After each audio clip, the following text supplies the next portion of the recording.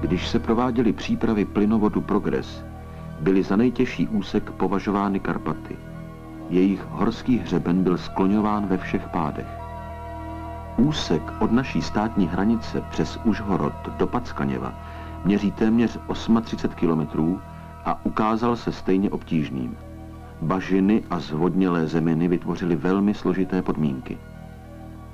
Při výkopu rýhy se stahuje voda, takže rýha se vlastně upravuje pod vodou. Při ukládání rour do výkopu je při zvodnělé zemině možnost utržení kraje výkopu zatíženého truboukladačem, který váží několik desítek tun.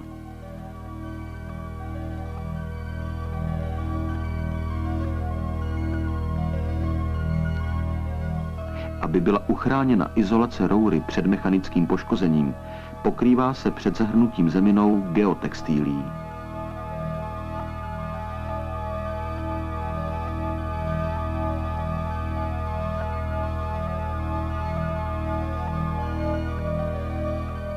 Navíc se roury musí zatěžovat betonovými bloky, aby se tak bránilo vztlaku spodních vod.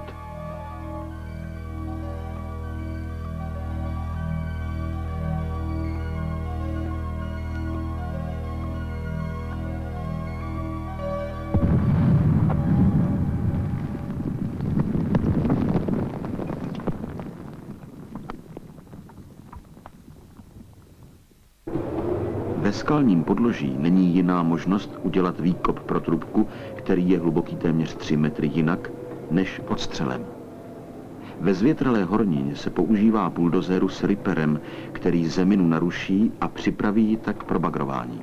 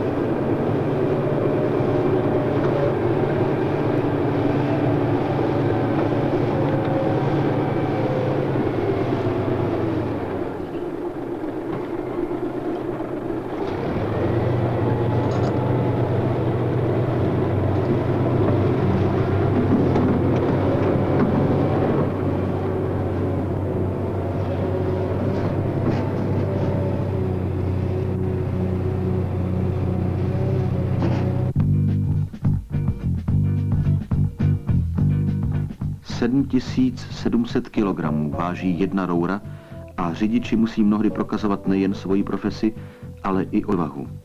Vždyť nejvyšším bodem, kde staví české plynárenské podniky, je hora vysoká 1052 metry.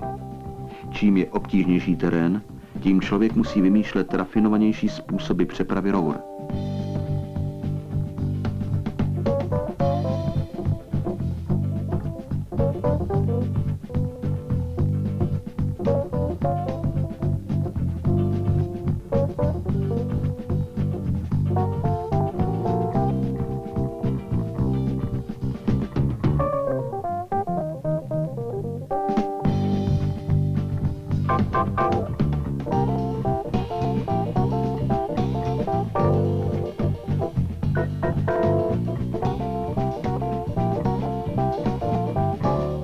Krásnými, ale drsnými Karpatami již vede v souběhu vedle sebe několik plynovodů. Pro plynovod Progress byla zvolena nejoptimálnější cesta z hlediska výstavby, ale všichni dobře víme, že každá cesta má svoje možnosti. Proto naši stavbaři zvolili cestu přímo přes hory. Je obtížnější, ale kratší.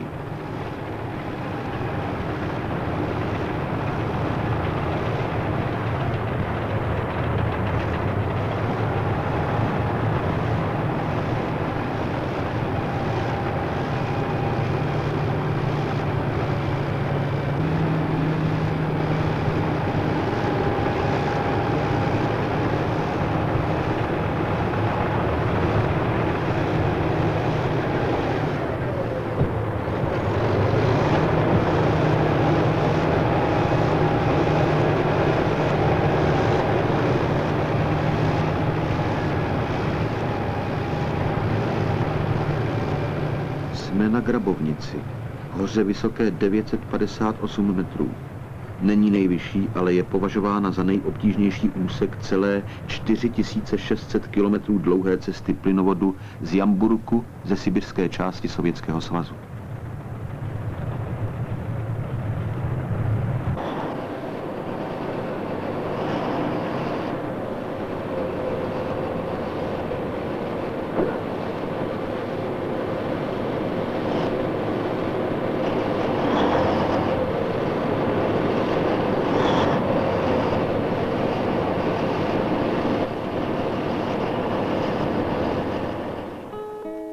Byly použity nové technologie, kterých se v obvyklých podmínkách nepoužívá. Tím je například svařování přímo ve výkopu. Jiným způsobem by nebylo možné v těchto extrémních podmínkách potrubí uložit. Svařeným potrubím o průměru 14 mm k nám ročně poteče 5 miliard kubických metrů plynu pro naší potřebu a další miliardy kubíků budou přepravovány do dalších států Evropy. Je to těžká práce pro lidi pracující v extrémně těžkých klimatických podmínkách, na které nejsou zvyklí a ve kterých se u nás nepracuje. Tady se jedná v skutku o práci kolektivu, kde každý musí dělat nejlépe, jak umí. A obstát v takovém kolektivu a podmínkách může jen ten, kdo dává více, než musí. Všichni dobře víme, že v životě není nic zadarmo.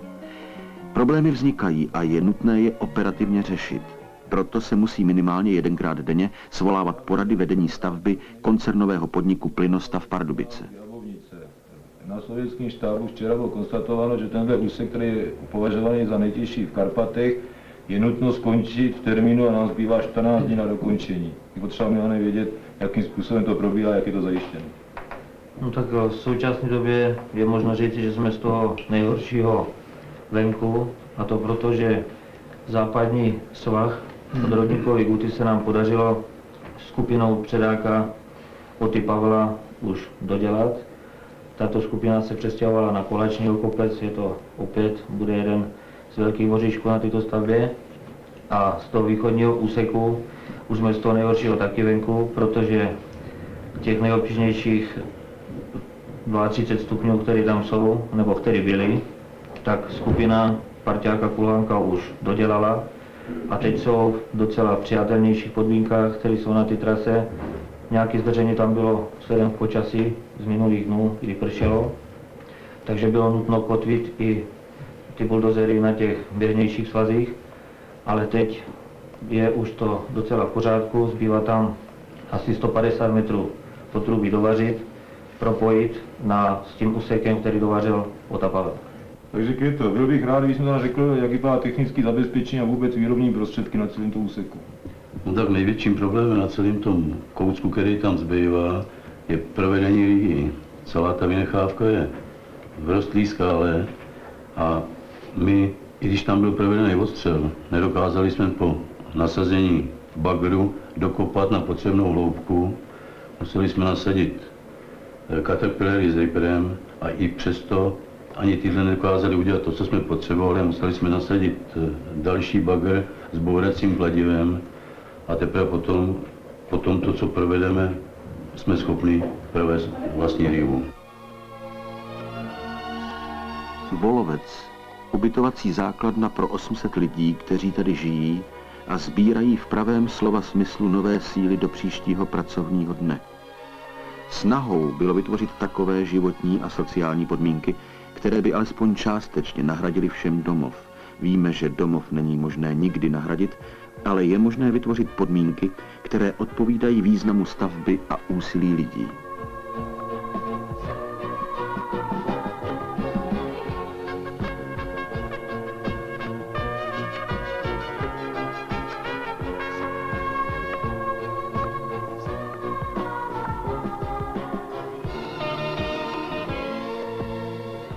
Touha po domově tady přivedla několik chytrých hlav k činu. Na kopci našli jediné místo, ze kterého je možné prostřednictvím televizního signálu sledovat události u nás doma. Video a kino patří k samozřejmosti, i když proti tomu, co je možné sledovat, jsou někdy výhrady. Ale český jazyk má proto výstižné přísloví, že nelze se zavděčit lidem všem. Zajistit celodenní stravu pro 800 lidí, to znamená pro Interpramen ve Wolfci připravit vlastně 2400 jídel denně, protože vše musíme násobit 3: snídaně, oběd a večeře.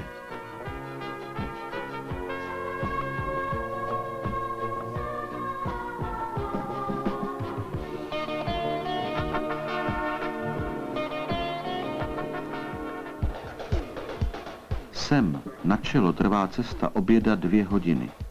Poslední úsek je možný pouze pásovým dopravníkem. Podmínky, které tady příroda pro člověka vytváří, jsou těžké a on se jim musí přizpůsobovat. Ví, že do těchto míst není možné přitáhnout ani maringotku, kde je tepleji, jsou sedačky a stůl. Taková je skutečnost a s tou musí člověk počítat.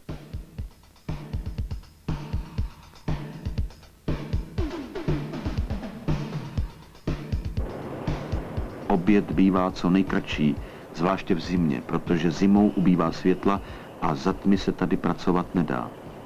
Pracovní rytmus je v podstatě nepřetržitý a tomu jsou přizpůsobeny 16týdenní pracovní cykly lidí.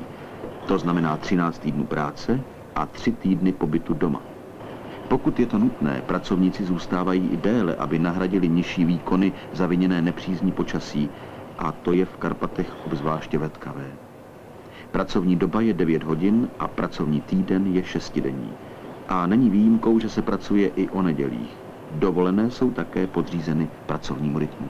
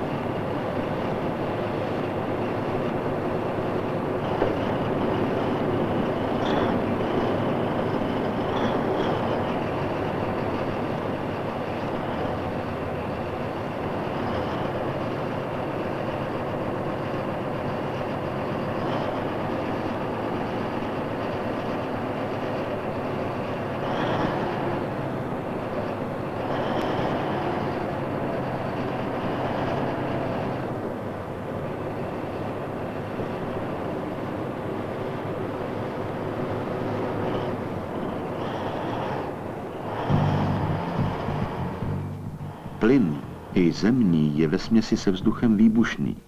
Vše, co se kolem něho děje, musí být 100%, proto je každý svár rentgenován.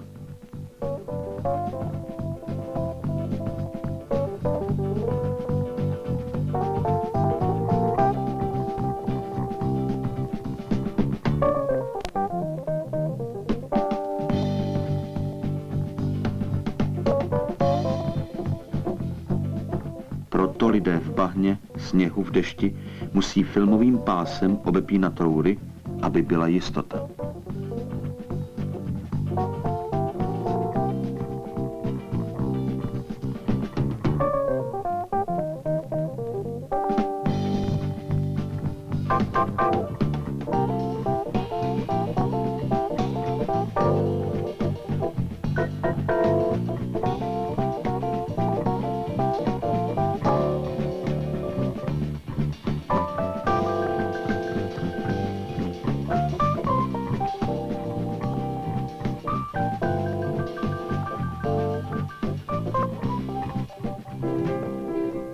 Člověk se musí přírodě přizpůsobit.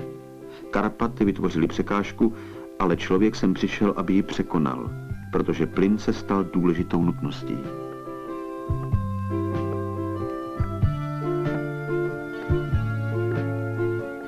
Roury je třeba přizpůsobovat horám, proto byla do této práce zapojena nejmodernější technika. Tato ohýbačka umí udělat maximální ohyb 15 stupňů přibližně za 2 hodiny, aniž by byl porušen obvod.